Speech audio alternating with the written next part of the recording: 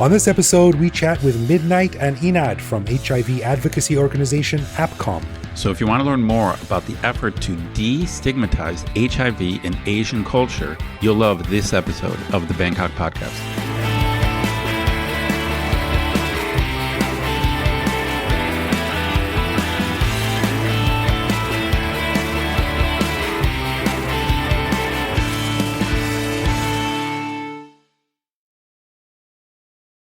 Sawadee crap, this be the Bangkok podcast. My name is Greg Jorgensen, a Canadian who came to Thailand in 2001 for a wee vacation, but made a promise to stay until the BMA introduced a single-use transit card, and I'm still here.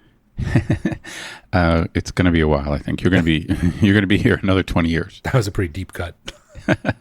And I'm Ed Knuth, an American who came to Thailand on a one-year teaching contract 20 years ago. Fell in love with Thai people assuming that because I have a law degree, I must have money, which, by the way, is not actually true. So I never left. Nice. By the way, you owe me $5. We want to say a quick thank you to one of our patrons, Ozzy Yarvinin, who supports us at the show shoutout level. Stick around after our interview with the founders of HIV advocacy group APCOM to hear why Ozzy is even more badass than us when it comes to moving to Bangkok on a whim and deciding to stay. And a huge thanks to all of our patrons who support the show. Patrons get a whole bunch of cool stuff, including our ad-free regular show a day early, behind-the-scenes photos and videos of our interviews, discounts on swag, which you can find on our website, and various other things that aren't available to regular listeners. But best of all, patrons like Ozzy also get an unscripted, uncensored bonus episode every week where we riff on current events and random topics. We just finished recording this week's bonus show, and we chatted about Greg's attempt to explain Monty Python to his Thai teacher, the cultural differences between comedy and horror, and the tragedy unfolding in Burma and its spillover into Thailand. To become a patron, head to bangkokpodcast.com/support. How do you even translate biggest dickest into Thai? Very good. That's a very good question. We're going to have to go to our Thai experts for that. I think so, yeah. Because whatever I did, it didn't work very well. All right. Well, on this episode, we talk with Midnight Poonkasetwattana and Inad Rendon, the executive director and program officer, respectively, at APCOM, a non-profit organization that advocates on behalf of gay men who are facing discrimination and or rejection. APCOM's primary focus is educating people about HIV and helping those who have the disease, but also addresses related issues such as sexual health, mental health, drug use, and human rights. Now, in Asia, these issues are often misunderstood and stigmatized, and many men and women alike often find themselves ostracized with little support from their communities. Thankfully, organizations like APCOM are creating awareness and providing support for people struggling through this, so it was a great pleasure to sit down with Midnight and Inad to learn more about why Asian cultures take so long to catch up with issues like this, their work at APCOM, and how things are changing for the better. So here is my interview with Inad and Midnight.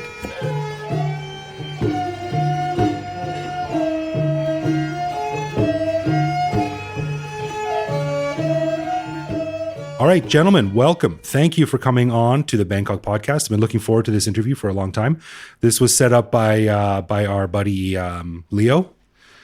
He came to our painting art class for our last meetup, and he painted a lovely photo. I was very jealous of his talent. It was much better than mine. But he made the introductions, and I'm happy to be sitting here with you. So Midnight and Inad, thank you for joining us, and welcome. Well, thanks for having us, and thanks to Leo, I guess, for connecting us to the Bangkok podcast, and thanks for having us here with you, Greg. Yeah, I guess we owe him a beer. Just one. Just one. Yeah, after February. Yeah. When the bar starts to open. Yeah, oh God, I can't wait for that. Well, so can you give us an idea of who you are, what organization you work for, and what you're doing here in Thailand? I'll go first. My name is Midnight. I am the executive director of APCOM, which is a regional organization based in Bangkok, but we work across 35 countries in Asia Pacific on LGBTQI human rights and also on HIV issues. And we connect together with 200 community organizations in those countries, particularly around research, education, advocacy, capacity development. And I'm forgetting something. And innovation. innovations, and of Yeah. course the community empowerment to be able to kind of have a voice and advocate on issues on the ground to regional discussions and also to global affairs as well. Okay. That's great. It sounds lofty, but day to day, what do you do? Are you emailing people? Are you out in the communities? Are you liaising between certain groups? Mostly it's now on Zoom, isn't it? I'm not sure about going so much in the communities. And we are like, we're like Zoom out a lot of the times. And yeah, definitely it's about connecting the communities to resources, to those that make, difference in their lives, particularly policymakers. For COVID-19 in particular, for Thailand, we have developed a campaign called Corona Compassion that gives funding to groups on the ground that are affected by HIV and are also from the community of LGBTQI people. So actually it was started by our team, our APCOM team, there's 14 of us, from their salaries to start that off to kind of give small grants to, livelihoods and, give out food packages. But mostly our day-to-day work would be looking at capacitating the communities to be able to have a voice in spaces where they can advocate on their own behalf to governments, to also the UN about HIV and also about human rights. Okay, right on. Now, we just mentioned this quickly before we started recording, but I am a straight, married, white man. So my insights and knowledge of the issues that you deal with every day is pretty limited. But that's why we're here. I want to learn, and I think our audience is very interested in this as well. So the first thing I want to do is start off this story that went around recently from Vice. The headline said Thailand is not the LGBTQ paradise we think it is. And I think from my perspective, it's easy for people to go, oh yeah, it's easy. Thailand's a great country for LGBTQ. It's so accepting, and there's no shame, and people are out in the open, and it's definitely not the case where I come from, which is a very redneck part of Canada. But this paragraph from the story struck me. It said, you might have heard that Thailand, especially Bangkok, is a hub for LGBT people around the world, but that's just tourism. As an insider, I feel like Thai society allows LGBT people to express their identity, but they do not support it by policy or law. Stigma and discrimination still exists against the LGBT community. And that was said by someone from the co-founder of the Thai Transgender Alliance and a lecturer at Thammasat University. What do you think of that? Is that a fair estimation? No, as a Thai person, I definitely agree. And this is something that we always want to ensure that others understand that, yes, culturally might be more open, might be more understanding. And, you don't see the kind of violence in other countries, particularly towards, LGBT couples that you see. And I guess Bangkok is so cosmopolitan, and everywhere you seem to go, it seems to be like a lot of the LGBTs everywhere. But yeah, in terms of the laws and policies, it's not in Canada where you have that. That protects you, that recognize your relationship.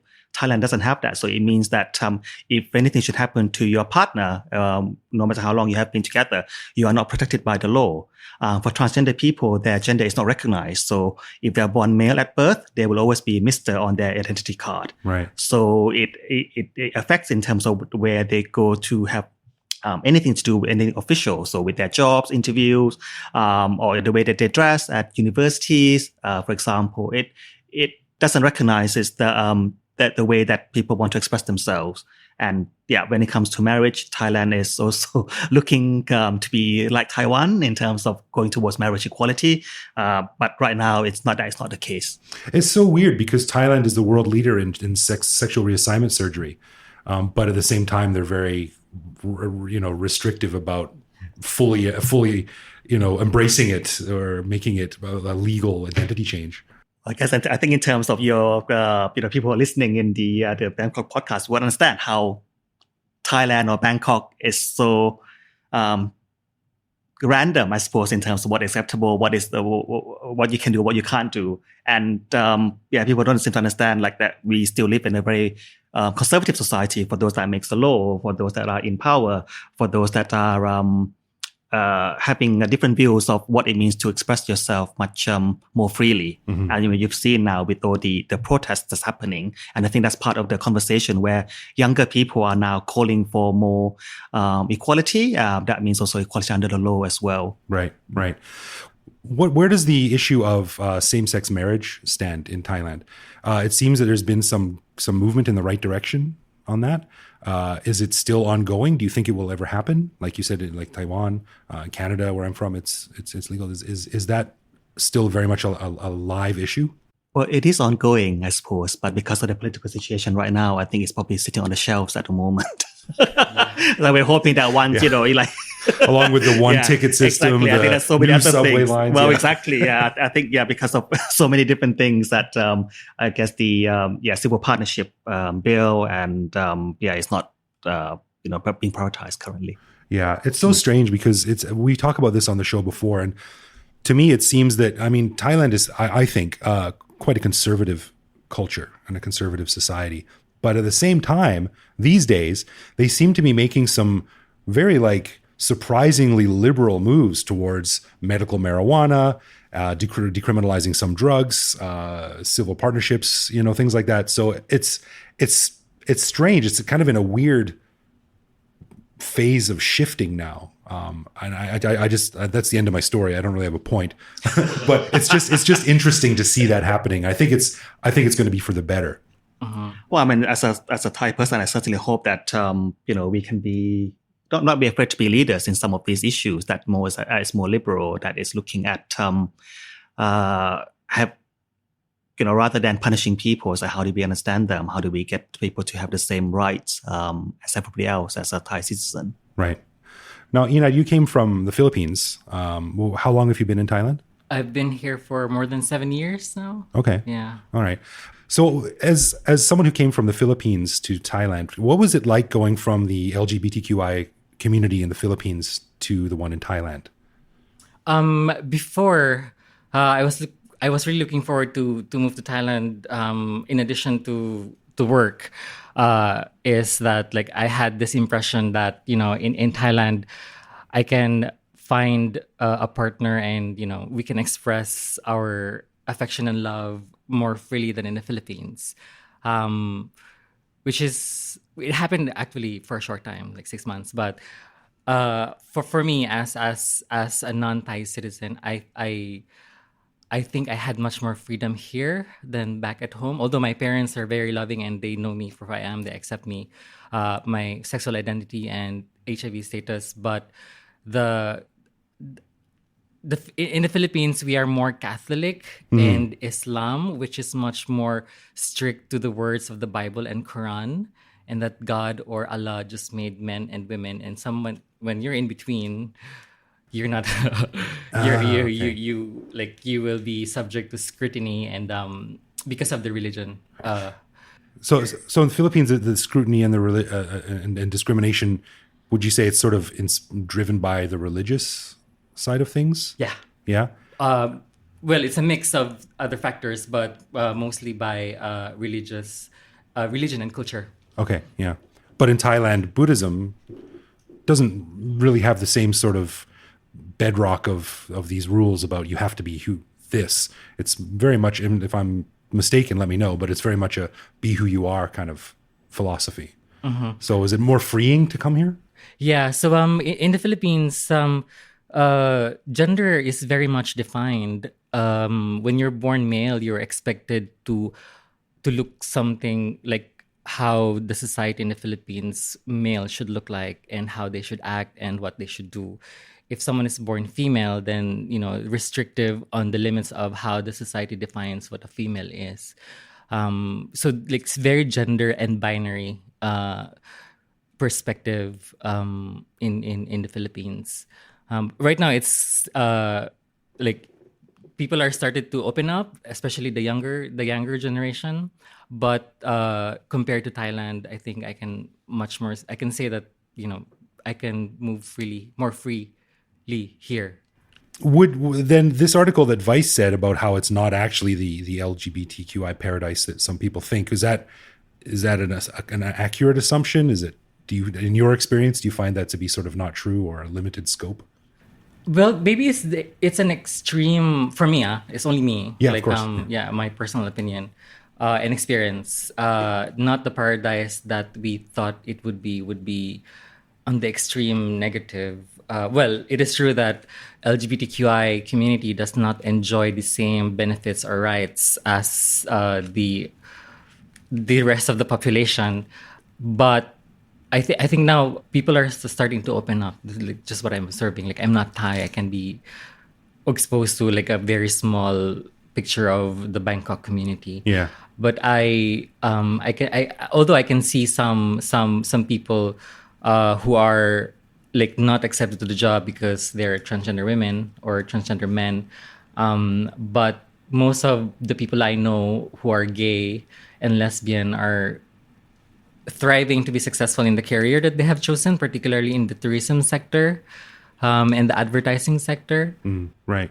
It's an interesting attitude to take, because that's certainly something that I saw when I came here. When I first came to Thailand 20 years ago, I remember I was teaching at a school. I was at a private Thai school, and I was teaching with this Thai woman, and it took me about 6 months before I realized she was transgender.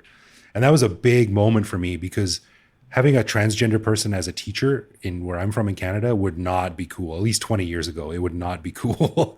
So for me, that was like, wow, this is really interesting. And that sort of helped cement my view in that Thailand is a really much more open and welcoming society for everyone. So what in the course of your job, the course of your daily job at APCOM, what are the biggest challenges that you face, and what are the types of things that sort of provide the biggest stresses for you, and how to overcome them and how to achieve success? For me, working my NGO work did not start in APCOM or in Thailand. Like I worked in the Philippines. I started working in the NGO field in the Philippines. And one of the challenges, and still remains this challenge, is continuing to prove ourselves that we are able to actually contribute in policymaking or whatever changes we want to be in the society. Just because we are civil society or NGO, people, like there's a particular perspective of the capacity or what we can do just because we are NGO or civil society. Beyond that, other agencies don't see what's beyond that. Like, for example, I'm a lawyer. They don't know that I can do so much more than what they are expecting us to do, for example. Oh, really? So the NGO trap is that, you're very limited in your scope and your ability. But you can step out of those narrow confines of what people think you're allowed to do or can do. Yeah. And you can do so much more. Yeah. And especially like in introducing yourself, I'm proud to be working with an NGO, non-government organization. But if I introduce myself as, I am an NGO worker, it's like, like the cross bros. Oh, I'm sorry, I'm a professional. I'm a development professional, or I'm like international development professional. So like, what they think we can do or we cannot do. Right. Yeah. Right. Okay. And Greg, just to add to what Inat is saying, in terms of the work that we do in the region and in Thailand, it's not really the work that is supported by local governments. These are populations that are often ignored by governments, initiatives, and in some places, to have a vibrant civil society organizations doing some of the work that governments are supposed to be doing, particularly around, delivering health services like, HIV prevention, or kind of like giving accurate information about risk to HIV, for example, and dealing with some kind of like populations that are very much criminalized in some settings. So 15 countries in our region still criminalizes homosexuality. Right. Thailand is not one of them. Indonesia is not, but we know that certain places really still kind of do like witch hunt, for example. Yeah. And within, let's say in Thailand, there's sex work is criminalized, even though it might be rampant, and a lot of our communities actually work in the sex work industry. And within that, we have people who also use drugs, for example. So these are people that tend not to kind of get the services that they need to be able to be part of the society. And so our work becomes much more difficult when, looking at funding, looking at reaching these populations, taking them to link them into health services, and ensuring that they stay on services that they will know it will help them, help their health to be better, and that they need to keep coming to health services to take care of their health. Yeah. Do you think that organizations like yours act as sort of a replacement for the social safety net that more developed countries might have, like the community outreach and the socialized healthcare and everything from needle drop boxes and rehab centers to things like that? Those things don't really exist in Thailand. So are organizations like yours the ones that sort of step in and fill that void? I think you're comparing to Canada. I think has a very good needle and syringe programs where it's very much the national policy to be able to kind of make sure that everyone can have that access to safe needle and syringes. But Thailand is so far from that. But Thailand has been very good on other things like prevention of mother-child transmission. But on like populations like gay men in particular, where that's where the rising trend is, they need to do more on those. So it needs a political leadership to say, look, we want to tackle this seriously, and then we want to put in the services that's needed, and who can deliver this best. Communities that are already at the forefront with these communities. So right. I think that there should be that thinking about ensuring there is the access to those that needs them. Well, it's hard to get a government leader to step forward when they change every few years. usually at the end of a gun, but we're not going to go there either. So the funny you mentioned about like these outreach programs. Probably the most successful, at least the most visible one, or one of the most visible ones, was Senator Michai, who has also been a guest on our show, and his condom program. But that was 40 years ago, and he's a very sort of in-your-face, flamboyant, hard-nosed, no guff, no bullshit kind of guy. Do you think a personality like that is needed to sort of push aside the red tape and push through any of the barriers that? Yes, of course. Yeah, that is the political leadership. He has the power at that time to be able to do that, and then everyone else was supporting. So I think that was just one issue around that was for particular certain populations that were most at risk, which is the kind of sex work at that time, right? But now, so we need that change in the advocacy around that, and particularly I think for our work and what Ina has been working on people with HIV in particular, they're still really discriminated against, and people even within the gay community cannot talk openly about this. And if we not be visible and we cannot talk about issues like this, then organizations like ours cannot use it for the advocacy to say to governments and say, look, these are issues about people not accessing your services because they are afraid of people living with HIV, or they look down on people living with HIV. And we need people to come out to talk about their experiences and why they need to have those access, because at the end of the day, the governments are supporting a lot of the distribution of the medicine. Right. So let's talk a little bit about HIV, because I think in a country like Thailand, it's stigmatized. It's little understood. And I think, like you said, a lot of people hear the word and they're like, and they run away. They're scared. What's the level of education around HIV? I mean, from my perspective, so many massive strides have been made in the treatment and the drugs. So now it's, and correct me if I'm wrong here, but it's not the death sentence it once was. Now it's more of a, would I be wrong in saying it's like a nuisance? No, not really. You're HIV positive. I'm HIV positive. Can you fill in the blanks? Educate me on this. Where do I begin? So it's not only in Thailand where HIV is stigmatized. It's across Asia, especially those conservative countries. And HIV is labeled only within the gay community. Because of the negative perception of our sexual behavior, but the transmission of the information about HIV, transmission of HIV, and who can get HIV is like changing now, because of with the help of other agencies, and also with the people who are living with HIV who are also like openly talking about it. That it's not something to be ashamed of. It's not something that it's not something that is a cause for cursing yourself or stigmatizing yourself or limiting yourself of what you can do.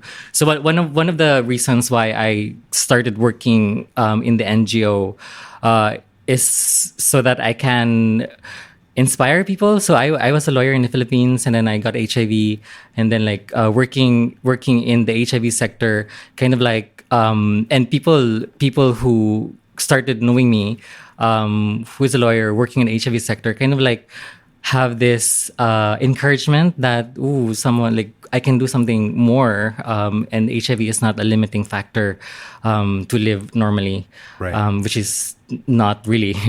And right now we wanted to normalize the conversation about HIV, like, and also taking care of one's health. It's like going to the doctor regularly, like 4 times a year, or once in 3 months.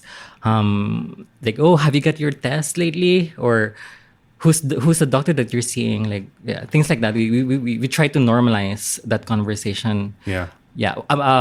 Within the gay community. Yeah. Yeah. So are attitudes towards HIV in Thailand changing for the better? I can't really say like for the entire population, but within the gay community, it's shifting. Yeah, it hasn't shifted completely, but it's shifting. We can see some of the organizations, like especially private organizations, who are now having HIV policy. HIV testing is not mandatory, and it's not like Singapore, where if I found out to be HIV positive, I will be deported back to my country. Really? In Singapore? Yes. Oh my God. Yeah. So like I can still live my life normally here as HIV positive. Yeah. Geez, Singapore. Come on. Well, it's I was reading some stats on a website recently about this, and it says, and this is from the internet, and we all know everything on the internet is true. So tell me if this is wrong, but it says Thailand has one of the highest HIV prevalences in Asia and the Pacific, accounting for 9% of the region's total population of people living with HIV. Although the epidemic is in decline, prevalence remains high among key affected groups, with young people from key populations particularly at risk. Thailand is the first country to effectively eliminate mother-to-child transmissions with a transmission rate of less than 2%. I think you mentioned that earlier. In 2018, Thailand began to scale up PrEP. I'm not sure what that is. Pre-exposure prophylaxis. Pre-exposure prophylaxis. Yeah. Okay. In order to make it nationally available to people at high risk of HIV, making it a leader in the region. And Thailand hopes to be one of the first countries to end AIDS by 2030. However, to achieve this, significantly more young people in key affected populations need to be reached. Aged 15 to 24? Yes. Yeah. Yeah. 15 to 24. So I think that's why sex education is important. How to practice safe sex. The conversations about the sexual behavior is important. Like, how do we spread this information and how to practice safe sex? Yeah, it's so. I mean, it all comes down to education, doesn't it? And as early as possible. Obviously, not like primary kids, and my experience teaching in a high school was that the sex education part of things was very lackluster and just touched on the most basic of things. And I know this is not an equal example, but in my junior high school in grade 8, when I was 14, I mean, our sex ed classes went into graphic detail, and it was really uncomfortable at the time because Miss Emerson, the school counselor, who was probably 55 years old, was telling us how to use spermicidal foam and stuff like that. But in retrospect, it was very, very useful and knowledgeable and a positive experience. And that's where it all starts. It all comes down to education. But I mean, the education system in Thailand is stuck. It's very resistant to change. Like a lot of organizations, not only in Thailand, in other countries too. But I mean, how do we change that? How do we push for more liberalization and honesty and openness about that when so many people are scared to talk about it? Yeah, for me, sex education is not only limited in schools or educational institutions. It actually starts with like normal conversations between friends or family. Because when you also in the Philippines, I cannot really talk about the Thai experience because I grew up in the Philippines, and in the Philippines it's a taboo. Like,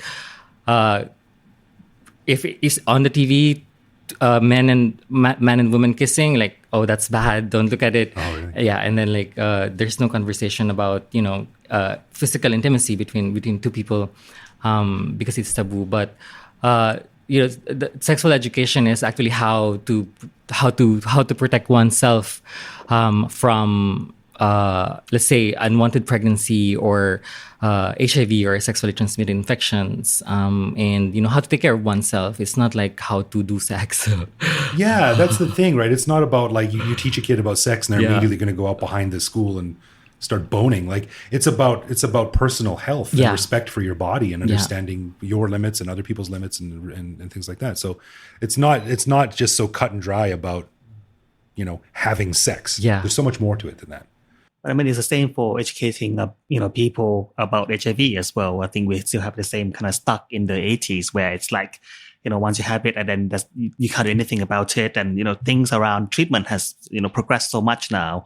And, Greg, you talked about the PrEP, which is a pre-exposure prophylaxis, which is a pill that you can take before you are more exposed to HIV. So it's like another prevention for yourself that if you are in profession or you're going to be at risk to HIV, this is what you take. So it's a lot more different choices now for people to take as a prevention to HIV. But I think there needs to be a lot more discussions and education, particularly to young people about HIV. And if you're HIV positive, these are the kind of pathways to get to treatment. And, and it's very different to in the early 90s where there's a lot of side effects and, it's not like that anymore. And I think we need to be able to tell people that that's not the case. Right. Let's talk about the sex industry in Thailand. Officially, it doesn't exist because, of course, that's illegal. But there's a lot of things in Thailand that are illegal and you can still do. Is there any moves towards more liberalization of that industry, legalizing prostitution, for example? Or what are the cultural insights into that? Is that also very resistant to change? Is there any outstanding movements or personalities that are speaking up for that right now? So I think first we use sex work instead of prostitution. Oh, I'm sorry. Apologies. Because sex work is work. Like it's the choice of like sex workers to actually provide sex service as a source of income. So like we're trying to kind of make it as a work. Prostitution is different. It's something trafficking or something, but I see. Okay. Yeah. So there's a clear delineation. Yeah. Prostitution is the dark side of sex work, and sex work is the legitimate side of sex work. Is of much choosing more. to- The choice. It's a choice. Okay. Yeah, Okay. it's Alright. a choice. For Thailand, I mean, I don't think it's going to change because it's been like, it's been like this for a long time. Not that there's no movement. I think there's constantly movement around, recognizing that sex work is also work. It's not just Thailand. There's a lot, many other countries globally that now form a coalition to look at, legalizing sex work as well. And then so that they are also protected from, violence from their clients. And also if there are, issues around kind of social protection, like with COVID-19, they're not recognized in a profession, so they're the ones who are not getting any support, for example. So you're very much outside the system. Right. Yeah. Right. Yeah, so sex worker and living with HIV, that will be double jeopardy. Yeah. The deck is stacked against you, right? In many more ways. Yeah. So I am a person living with HIV. So like when you have your virus inside your body, whatever virus is that, you always count your viral load, right? So my HIV viral load is undetectable, meaning I am taking my treatment very effectively and faithfully. That's why my HIV virus is undetectable. It cannot be detected by the tests or okay. anything. Great. Yeah. So that means even if I'm living with HIV, I cannot transmit the virus to my sexual partners anymore. So that means like, I'm safe basically. But it's not right to say you're HIV free. Negative. No, it's not negative. It's just like virally suppressed. I don't know how to say that in common tongue, but basically the virus is inactive. It's hiding somewhere. It's not in the blood. It's not in the liquids. Okay. So HIV transmission is through exchange of body liquids, sexually, and also the blood transfusion. But so basically, I'm undetectable. However, people living with HIV as early as they discover that they're living with HIV or their diagnosis is HIV positive, they should be able to access their HIV medicine as soon as possible, because starting to take medicine as early as possible makes it easier for the virus to be suppressed. Yeah. And one of the things that we are working here in the region in Asia is to make sure that people living with HIV knows about it, that they should be taking medicine regularly, and then working to have their virus suppressed. And then also making the medical practitioners, like the doctors, to talk about it. Supporting U equals U doesn't mean supporting immoral behavior. So supporting U equals U, or that messaging of undetectable equals untransmittable, is supporting people living with HIV to live normal lives. So U equals U is the project that you're working on? Yeah. So U equals U is it's a principle from a research. So which says that a person with undetectable viral load will not be able to transmit. So it's untransmittable. So that's why undetectable is equal to untransmittable, or in short, U equals U. Great. Okay. So it's a principle. It's a key messaging that has been started using all over the globe since 2018, and we try to kind of like introduce that key messaging and understanding in Asia since last year. Yeah, so there are initiatives to actually do consultations in Thailand this year around how do we get this messaging out to people, particularly people living with HIV, around, this is a benefit of going to treatment early, the benefit of staying on treatment, so then you get virus suppressed, and then and because at the end of the day, you talk about people, right? So you talk about people's feelings. It's not just about health. It's actually about how you can be intimate with somebody that you like, that you love, that you want to be intimate with. But as if you are living with HIV, you always think as yourself as not worthy enough, or whether you're always the one who's carrying the disease, and there's always a lot of fear within kind of like someone that you want to be intimate with, right? And so, and when I think as gay guys, you always think about HIV. That's the first thing that even if you're not living with HIV, it comes to your mind. About, am I most at risk? Did I do this? Did I get? You can get very paranoid a lot of times. So I think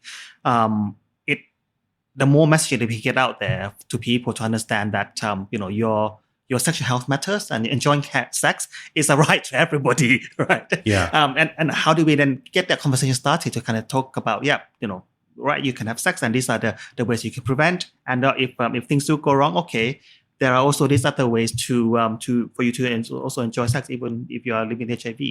Yeah, it's a big issue, right? Because it's all around self-respect and confidence and taking care of yourself, and it comes with responsibility. You have to take care of yourself. You have to be proactive in making sure that you're tested if you feel it's necessary. And U equals U. You have to be aggressive and stay on top of that to get the treatments early enough to suppress the virus.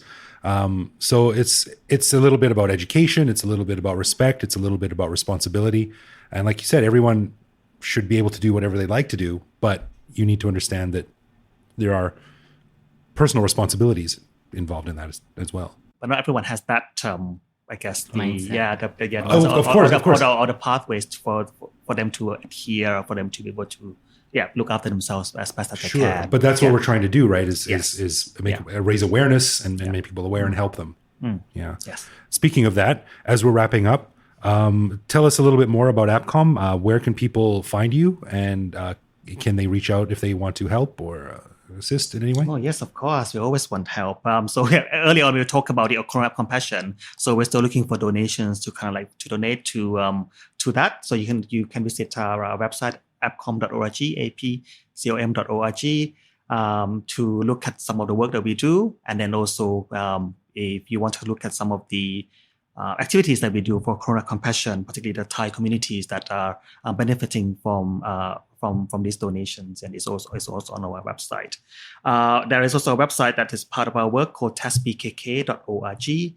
That is about test, TEST. Okay. BKK.org.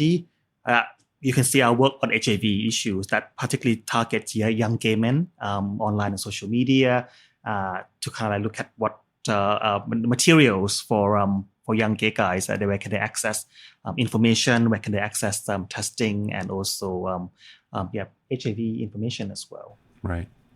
Great. Well, thank you guys for coming down and talking. Someone like me has a lot to learn, but it's great that the dialogue is out there, and you're doing great work in promoting it and keeping it out there. So thank you very much.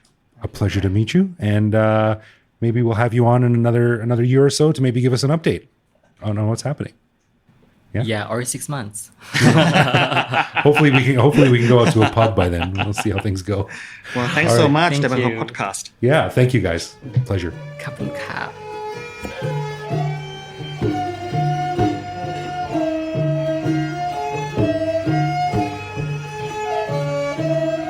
Man, I really like this topic and this interview and these guests. So I thank them both for coming on the show. You know, I'm fascinated by this idea that many people think of Thailand and maybe even the Philippines too, or other parts of Asia.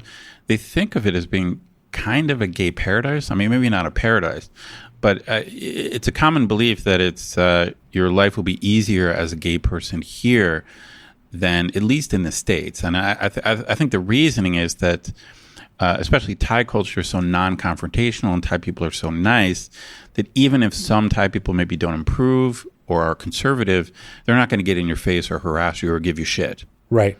Yeah. We've talked about it. It's been a while since we've addressed this issue on the show, but we have talked about this before.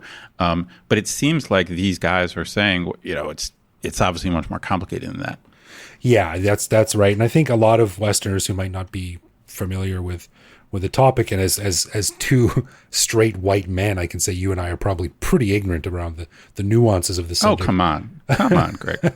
But a lot of people I've heard of many times over the years, like, oh, Thailand and whatever fill in the blank Asian country are great for gay people because everyone's accepted, no questions asked. Yeah, so gay friendly. It's gay friendly. Yeah, and it might be, but there's always in some ways. Depending on who you are, where you work, what social strata you're in, and of course it's different. Of course, it's different if you're HIV positive. So I mean, this might be a worse place to be if you're HIV positive. Right. And it just depends on so many different issues that it's impossible to say, X country is great for X people, because it's much more complicated than that. Yeah. Again, we'll just have to add this to our list of future issues we need to delve in deeper, but I think this was a step in the right direction. I think they were good guests. Yeah, totally. Many thanks to Midnight and Enad for coming on. They're doing great work, and check out their website too. Their website, not only is it to highlight some of the great work they're doing and shows how you can help if you're so inclined, but it's also a really, really nice website. Like from a design point of view, cool. It's a beautiful website. I haven't seen it yet. I'll check it out. Yeah. So I urge everyone to go check that out. And thanks again, Midnight and Enad, for coming on. It was a pleasure to meet you, and hopefully see you again. Cool. All right, let's get into some love, loathe, or live with, where one of us picks a particular aspect of living in Bangkok, which we then discuss and decide if it's something we love about living here, loathe about living here, or have come to accept as something that we just have to learn to live with, no matter how we feel about it. And this week, Ed, it's all you.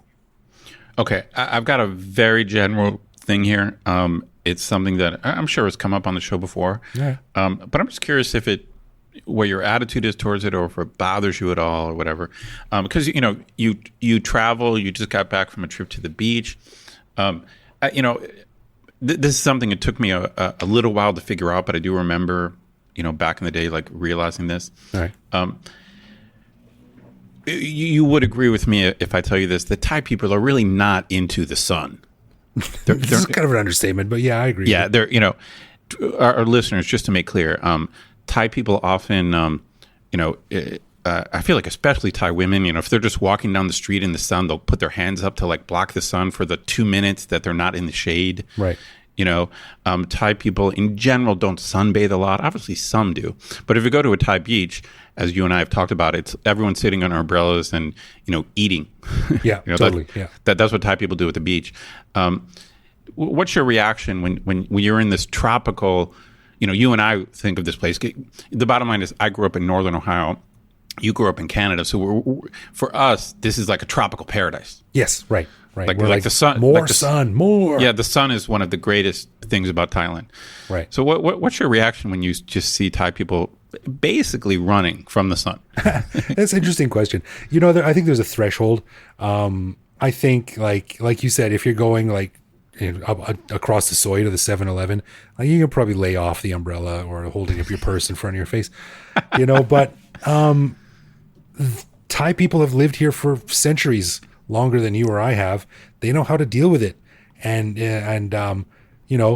it's a fact of physics. If you hold something between you and the sun, you're not going to get as hot as you would if you are standing in the sun. I guess that's true too. And, for me, as a craggy old bald guy with wrinkles under my eyes and sunburned liver spots on my head from past dalliances without sunscreen, it's a bit rich for me to be like, look at these idiots running from the sun.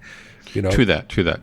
So, especially when Thai people are sort of universally beautiful and have lovely skin. So I think, there's a threshold. Like I said, if you're running across the street, like, chill out. But if you're walking a fair distance and you want to hold your purse or wallet or whatever up in front of your head, doesn't bother me at all. Well, in this case, you're, I think, a more reasonable man than I am. I don't know why. It just bugs me. It bugs me. I don't know why. It's just like everything you said is correct. It's obviously this is not only just their culture, but it's their environment. Right. And they know how to survive or act in this environment. And this reminds me a little bit of when I was at Angkor Wat probably 15 years ago, and we had a tour guide there, and he took us around, and then promptly at 11 a.m. he just took us back to the hotel at 11 a.m. Yeah. And we were like, dude, like we paid for all day. And he's like, "Oh, too hot." So basically from like 11 to like I think it was like 2 p.m. He's just in the shade, in the cool. He's like, I'm not an idiot. I'm not going to walk around at noon. He's like, you must be insane. Have fun, you pasty idiots. Yeah. So he just like dropped us off, and like we had to kill like 2-3 hours, and then he came back and picked us up. So I do appreciate that. Okay, but at the same time, it's just it's a little bit ridiculous, and I think it's connected to the whole skin color thing. It's like mostly, I don't think most Thai people are worried about skin cancer. They're worried about getting darker. Yeah, that's definitely an element to it for sure. Yeah, no, I'll live with this. It doesn't bother me in the slightest. I'm gonna go loathe. Okay, fair enough. I don't really like Thai people's attitudes towards the sun. Obviously, it's their right, it's their culture. If you don't want to be dark, that's fine. But it's like you said, it's just like a lot of times when Thai people they're in the sun for like a short distance, and they're holding up their hands or something to block the sun. Now, don't get me started on when like a little tiny raindrop the size of a grain of sand lands on someone's cheek. People dash for the doors. That's a whole different thing. You're right. It's funny. I don't like. It's funny because that's a different topic, but you're right. It's like they also seem to react to rain differently. Yeah. Like the city tends to just shut down as soon as it starts raining, but that's another topic. Well, it's like the first blizzard in Canada. You think people have never seen snow before, acting like idiots. It's universal. Right. Okay. All right. We'll have to disagree on this one. Okay. So as we mentioned at the beginning of the show, we'd like to say thank you to Ozzy Yarvinin for lending us his support at the show shoutout level. And Greg, what did you find out about Ozzy? Well, Ozzy is another one of our patrons who sounds like a decent guy to grab a beer with, because we have a lot in common with him, you and I, Ed. Really? Yeah, well, because so he hates Thai people's attitude towards the sun? No, not that much in common with him. But you and I both sort of ended up here accidentally. To some extent, sure. Yeah, but Ozzy, this dude ended up here completely by chance, and I'll tell you why. So first of all, I sent a couple of nice messages back and forth with him. Seems like a lovely dude. And he said he's been living in Thailand for about 17 years, 2 years in Bangkok, and 15 years in Chiang Mai. Wow. Yeah, but he said now that the smoky season is 6 months long, we are looking to relocate possibly to Finland, which he informs me has the second best air quality in the world after Iceland. I believe it. It's slightly different culture and climate than Thailand, though. Yeah, totally. And he says he's been collecting air quality data for 4 years, and he says that these days even the yearly average quality in Chiang Mai is worse than Bangkok due to the burning season. So if you average it out across the year. I believe it. Yeah, it's crazy. But anyway, he says one funny story comes to mind, how I ended up moving to Bangkok by flipping a coin. I had enough of Europe and wanted a change. I was on one of those big cruise ships from Helsinki to Stockholm and decided to move out of Europe. I narrowed the choices down to 2 places, Abu Dhabi, where I had been offered a job, or Bangkok, where I already knew as I lived here for 1 year as an exchange student at Bangkok University back in the day. So I did what any sensible person would, and he literally flipped a coin. Oh, wow. That's great. That's great. Bangkok it was, and I had a one-way flight booked a week later. Boom. Wow. Okay, that's great. Okay, you're right. That is almost by definition random. So I appreciate that. Yeah, I mean, compared to that, you and I planned for years and years with maps and charts and bags and stuff like that. That's right. Ozzy's such a badass; he can just flip a coin. Major life decision, shing, heads, boom, done. I like this guy. There's no flip flop, no pussyfooting around the issues with him. For sure. So maybe when we go out drinking, it'll be like, man, should I get a cider or should I get a Guinness? I don't know. Ozzy, get that coin ready. We'll figure it out right away. This has a little bit of No Country for Old Men vibe to it. Oh, I never even thought of that. Yeah. No, don't call him that. He's not a psycho. Unless, Ozzy, are you a psycho? Okay, I won't go dark with this. But anyway, thank you, Ozzy, very much. Yeah, thanks for your support, man. Take it easy out there and enjoy the clean air in Finland or Iceland or wherever you may end up. I guess flip a coin. You'll find out. Okay, a final thanks to our patrons who support the show. Patrons get a ton of cool perks and the warm, fuzzy feeling knowing that they're helping support the show. Find out more by clicking support on our website. And connect with us online. We're Bangkok Podcast on social media, bangkokpodcast.com on the web, or simply bangkokpodcast@gmail.com. We love hearing from our listeners and always reply to our messages. True that. You can also listen to each episode on YouTube.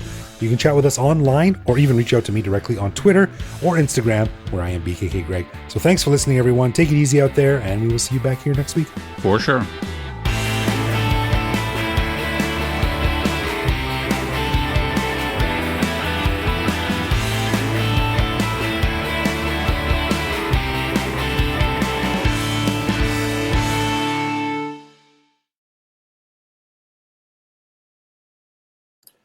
No, I didn't forget to put anything here this week, but I'm not editing on my home computer right now. I'm editing on another computer, and I don't have access to all my clipboard of sound effects. I tell you, my life is really rough.